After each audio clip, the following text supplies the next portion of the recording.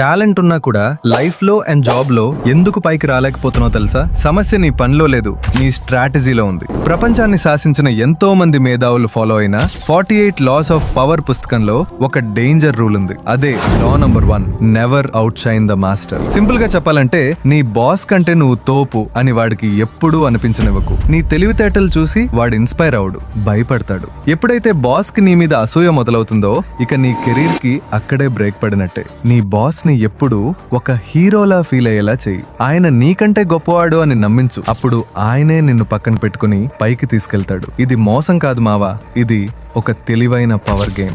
గుర్తుంచుకో, తెలివిగా ఉండటం ముఖ్యం కాదు, ఎప్పుడు ఎంత తెలివిని బయట పెట్టాలో తెలియడం ముఖ్యం. కానీ మావా, కేవలం బాస్ తో జాగ్రత్తగా ఉంటే సరిపోదు. నీ పక్కనే ఉండి నీ గోతి తీసేది ఎవరో తెలుసా? మన బెస్ట్ ఫ్రెండ్స్. నమ్మలేకపోతున్నావా? లా నంబర్ 2 వింటే నీ మైండ్ బ్లాక్ అవుతుంది. సబ్స్క్రైబ్ చేసుకుని సపోర్ట్ ఇవ్వు మావా. నెక్స్ట్ వీడియో చేస్తాను.